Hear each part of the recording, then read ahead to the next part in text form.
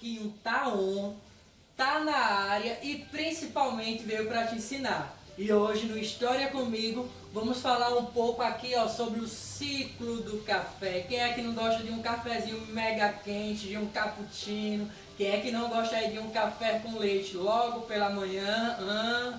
Tenho certeza que assim como eu, gosta de degustar essa bebida um pouco quente, mas que não pode faltar. Claro que muitas pessoas são proibidas de tomar, né, porque tem algum problema normalmente gástrico e por aí vai, mas enfim, é uma bebida muito gostosa, muito saborosa e que não pode faltar na mesa, principalmente de um nordestino, tá? Mas hoje nós vamos falar sobre essa fonte de riqueza que em 1840 foi o produto mais vendido do Brasil no exterior, minha gente. Olha só, e vocês sabiam que o café foi trazido da África há 300 anos atrás, quando eu estou falando dessas datas aqui de 1840, 1870? Pois é, veja o quanto a África está presente no nosso Brasilzão. Mas hoje vamos aprender um pouco sobre esse desenvolvimento, toda essa produção e o que trouxe de benefícios para o nosso país como nós conhecemos hoje. Então fica comigo.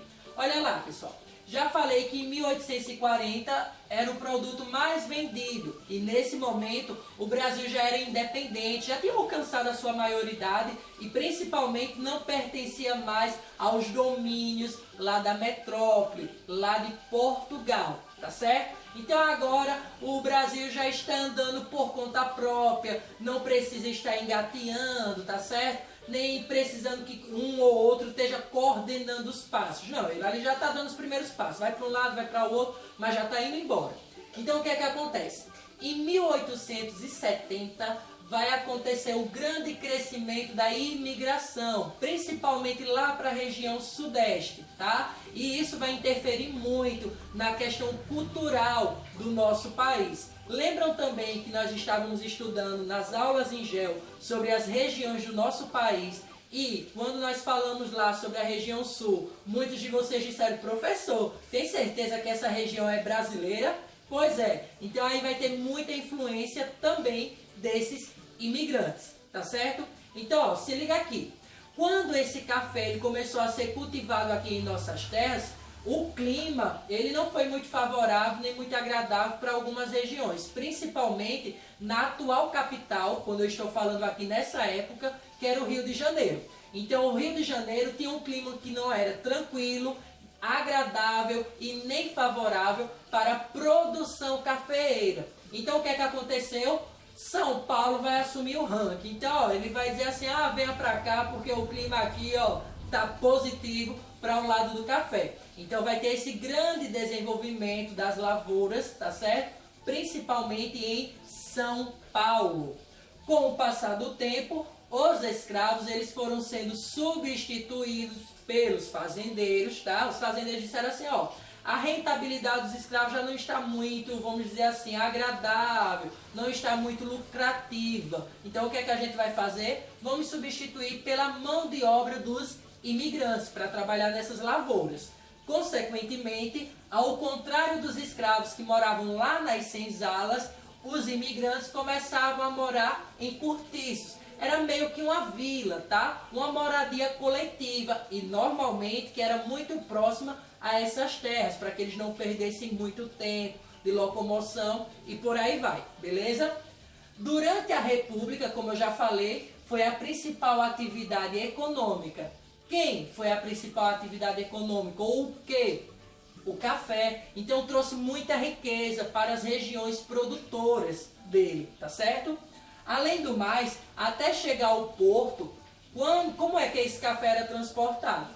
Através dos carros de boi ou no lombo de mulas. Então saía das áreas cafeeiras, dos cafezais, tá certo? E ia para os portos, beleza? Para que pudessem ser levados para o exterior, para a Europa e assim sucessivamente. Além disso, também foram construídas bastantes estradas de ferros aqui no nosso Brasilzão, tá certo? Para que facilitasse esse transporte.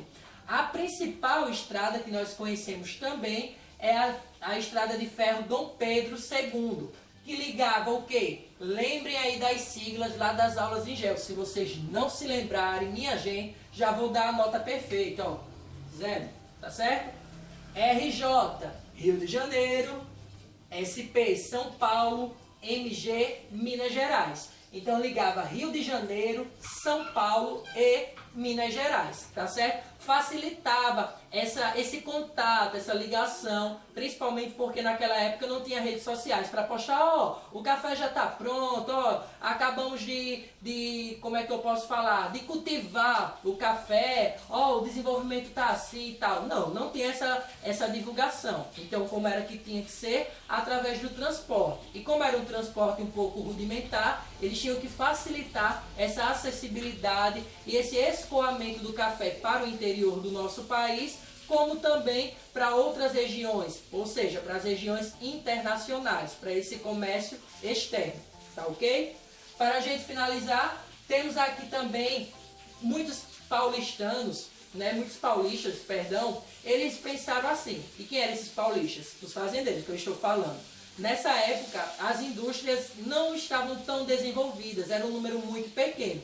Então os paulistas fazendeiros disseram assim, vamos lá para as cidades e nós precisamos desenvolver essas indústrias.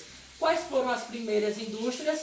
Indústrias que produziam sabão, tecidos, bebidas, papel e alimentos. Então daí as indústrias começaram a engatear. E onde era que ficava localizada essas indústrias? No Rio Grande do Sul, São Paulo, Rio de Janeiro. Além do mais, a produção, a lavoura cafeeira trouxe um grande desenvolvimento. Tá, pro maluquinho, você já falou. Beleza. Mas além disso, favoreceu o quê? O desenvolvimento das cidades, a construção do teatro municipal, a eletricidade facilitou também com que os bondes funcionassem no centro da cidade e também que as indústrias pudessem produzir e aumentar a sua produtividade, consequentemente o lucro, tá certo? E além do mais, a arte também ela foi muito importante, porque Cândido Portinari e o artista também, o pintor francês Debré, eles começaram a analisar ali o cotidiano, tá? A lavoura, e eles começaram a produzir obras que eram voltadas para essa grande moeda, vamos dizer assim, de uma forma simbólica, dentro desse período que nós estamos falando. Então deu para perceber que esse cafezinho que a gente toma pela manhã, muitos tomam meio-dia, o cafezinho da tarde, à noite, já movimentou a economia do nosso país, trouxe muito desenvolvimento. Eu acredito que sim. Então vamos valorizar, tá certo? Então eu te espero na última aula para que nós possamos amarrar quais foram as consequências e os maiores desenvolvimentos trazidos, ó, como consequência da cultura cafeeira, tá certo? Tchau, tchau. Forte abraço virtual do Pro Maluquinho. Beijo!